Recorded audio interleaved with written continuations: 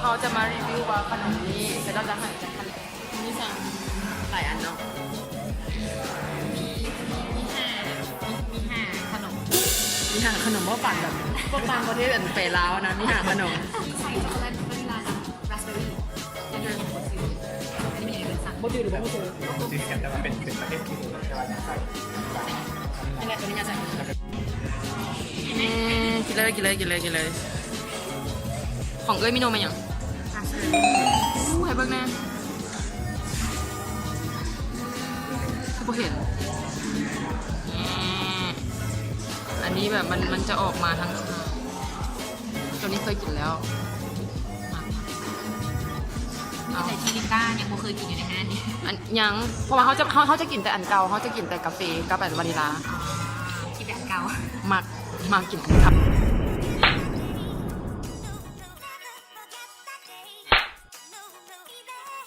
โนชอบหลายให้คะแนนแป้งมัน10ให้คะแนนเท่าไหร่10 เต็ม10เลยสมองมันยอดมากมันสุดไอซิบอะมันเป็นอย่างมากอย่างแบบประทับใจอย่างในตัวของมันมันทั้งสามหอมมากหน้าต่อมันเป็นจังไงจะละลายมันละลายในปากแล้วมันเข้ากันเนาะเพราะว่าตัวนี้มันจะต่างจากโดนัทนี่เพราะมันจะแข็งเนาะมันจะเป็นแบบใส่มันลายใส่แบบได้ใจเนาะใส่มากเป็นชิ้นเนื้อเนี่ยจริงวันนี้นะเมื่อวานแล้วเสื้อต่างๆนอกกับการที่บอกรีวิวแบบจริงจังมาไปที่เขาสิกินพอกินแบบปีอ่ะโอเคยุ่งเงินกินแบบขาเมียวเอามือแบบปั่น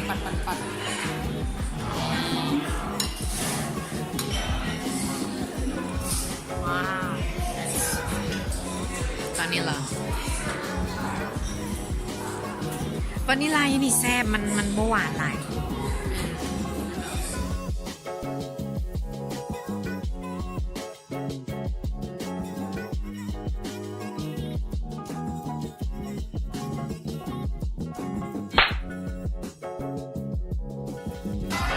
มันตกแป้งแบบ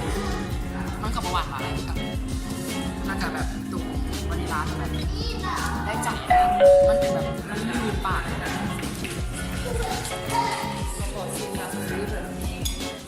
Yeah, go ahead.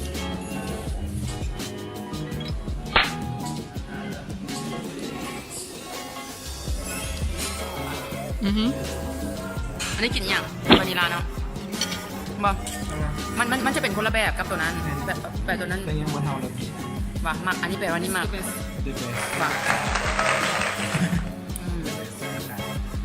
อันนี้มันจะสุกๆหน่อยนึงคันคนโบราณเบอร์รี่จะโบราณแต่เนี่ยคือโบราณเบอร์รี่เพราะว่าเป็นคนสตรอเบอรี่เอายังช็อกโกแลตได้ช็อกโกแลตยังไงกับแซ่บซิม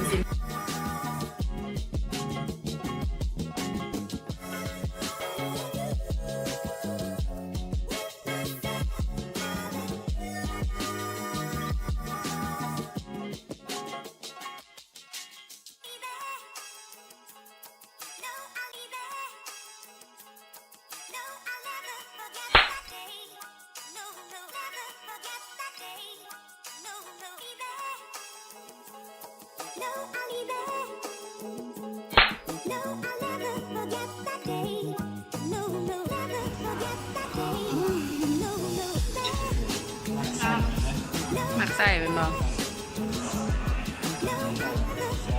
ถือว่ามุนละถือทารุนละโดนัทตัวนี้ตัวน้ำเล็กตัวหมูนะ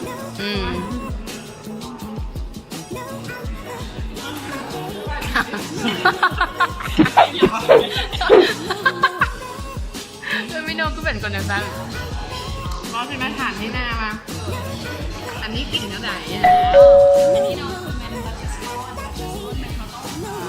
มีเครื่องบำบัดอากาศไล่แบบหน่ออากาศชาบัตเตอร์แล้วก็เอาแจมกินคล้ายๆกินแฮมเบอร์เกอร์โอ้ยสิมาฐานที่ว่าอยากกินแบบย่างลับเตอร์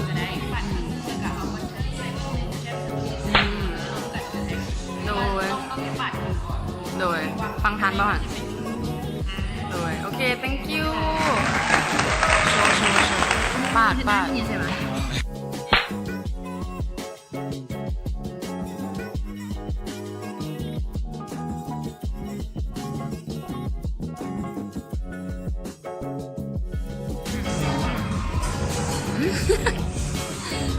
เอาแบบบ่ต้องล้มกันบ่ต้องล้มกันเอา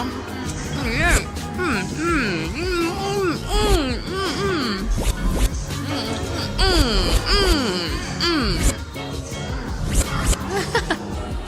ว่าภาษาอิตาลีป่ะ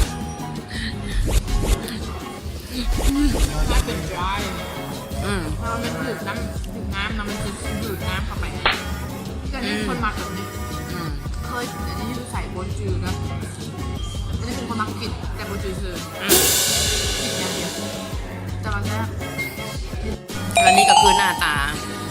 ของทั้ง2 4 5 จานที่เขากินลงไปแล้วเนาะเขาสิมาสรุปรีวิวเนาะหลังจากที่เขากินเอา what is your favorite ก่อน favorite ของแต่ละคน favorite มันยัง เซเว่นแมน ของตัวเองวะ ของตัวเอง ซิสไม่ยังคือต้องอย่าง เพราะว่า ตัวซีเรียม จะเลี้ยง เป็นอย่างที่ว่ามันเป็น favorite เพราะว่าทั้งความหวานความนุ่มความหอมมันมีน้ำกัดต่าง แต่เขาได้มันแล้วมัน ลง แล้วมันเข้ากันเลยเนาะ แมนเข่า แบบ10 เต็ม 10เลย 10 เต็ม แล้วมิโนเดลตัวไหนจะเป็น favorite ที่จริงก็มักตัวที่น้องชายมักนำแต่ว่า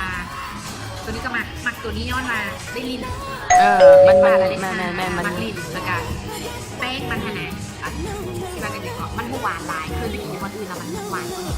แต่ว่าตัวนี้เนี่ยพอดีเลยและความแห้งของมันเวลาเรากินเข้าไปนะเมนมันดูดเหงือกดูดอย่างเรานะมันไม่ได้ดูดเองขนาดนั้น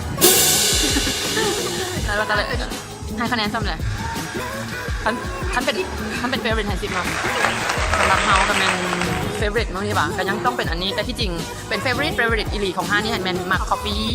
แต่ว่าตัวนี้ให้เก้าเพราะว่าเพื่อใจให้ coffee เพราะมักมันมีความนุ่มของทั้งแป้งแล้วก็ของทั้งตัวเนื้อของวานิลามันเข้ากันช็อกโกแลตกับแซ่บ คือมันต้องคอมบิเนชั่นชอบเจอ